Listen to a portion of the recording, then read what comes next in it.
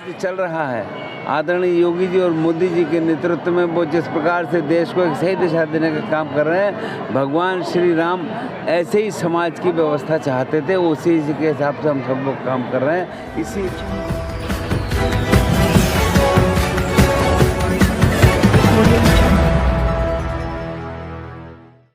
बरेली में धार्मिक आयोजन के दौरान पूर्व केंद्रीय मंत्री ने पढ़े सरकार के पक्ष में कसीदे। नमस्कार, आप देख रहे हैं खबर बुलंद भारत। बरेली से पवन कुमार वर्मा व जमीर अहमद की रिपोर्ट। आज देश भर में बड़े हर्षोल्लास के साथ दशहरे का त्योहार मनाया जा रहा है।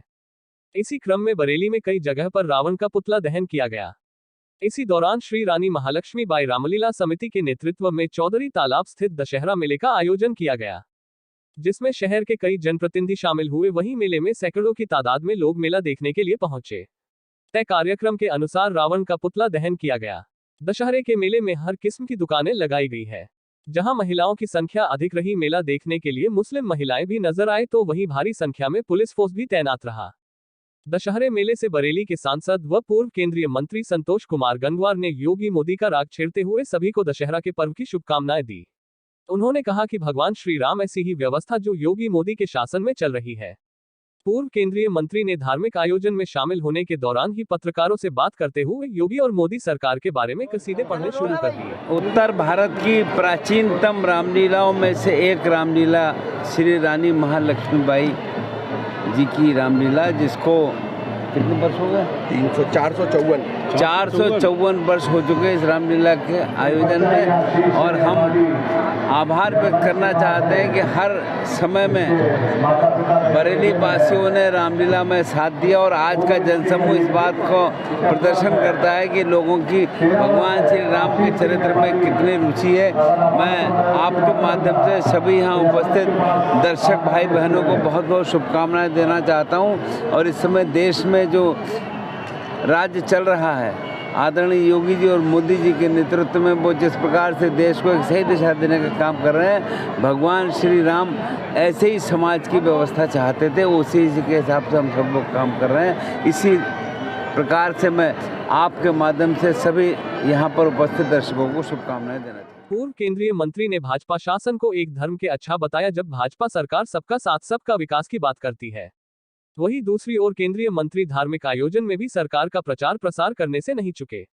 वहीं धर्म के जानकारों की माने तो धार्मिक मंच से इस तरह के बयान पूर्व केंद्रीय मंत्री पर शोभा नहीं देते हैं।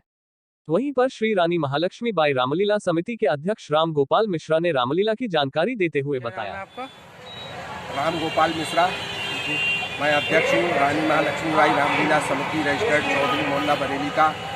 इस समिति के तत्वाधान में विगत 453 वर्षों से रामलीला का आयोजन होता चला है। और ये आयोजन लगभग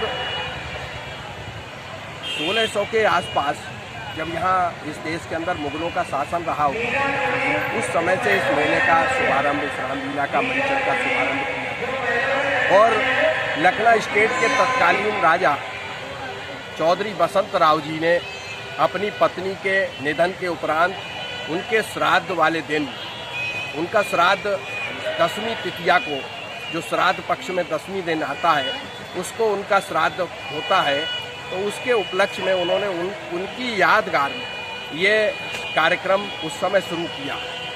और इस कार्यक्रम को निरंतर बनाए रखने के लिए उन्होंने 4 स्थानों पर रामलीला का मंचन प्रारंभ किया।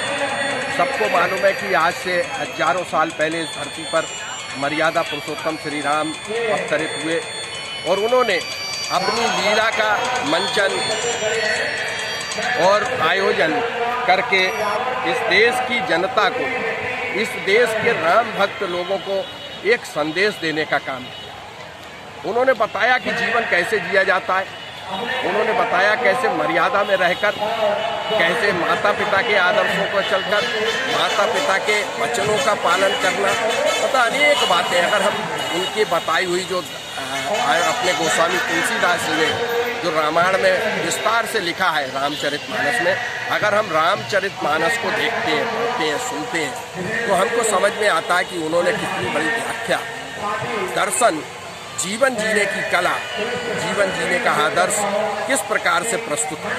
हम आज रामलीलाओं के मंचनों के माध्यम से देश को, समाज को एक उनके बताए रास्ते पर चलने की प्रेरणा प्रदान करवाते हैं और ये प्रेरणा हमें उनके आदर्शों पर चलने की प्रेरणा भी देती है और समाज में हम कैसे दिखाई पड़े, समाज कैसे चले, समाज कैसे सांस्कृतिक राष्ट्रवाद में ओतप्रोत रहे, लिप्त रहे, सोच रखे राष्ट्र के प्रति।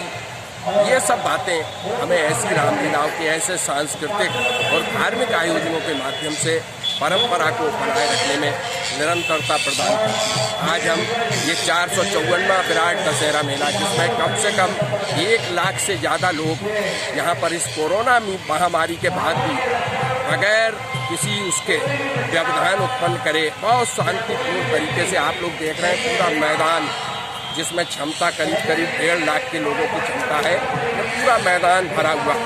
आसपास के रास्ते, चारों तरफ से आने वाले रास्तों पर राम भक्तों का सैलाब चल रहा है, सारे लोग आ रहे हैं। इतना विशाल मेला, लोगों को लग रहा है कि भाई बहुत इतनी बड़ी भीड़ में और बहुत ही अनुशासित शांतिप्रिय तरीके से मेले का आनंद लेने आए हैं। ये सब राम भक्त हैं, राम की प्रेरणा से राम के आयोजन में आए हैं। हम इनका समिति की ओर से और आप सभी का समिति की ओर से बहुत आभार व्यक्त करते हैं, वंदन करते हैं, नमन करते हैं। बहुत बहुत धन्यवाद। जय श्री राम।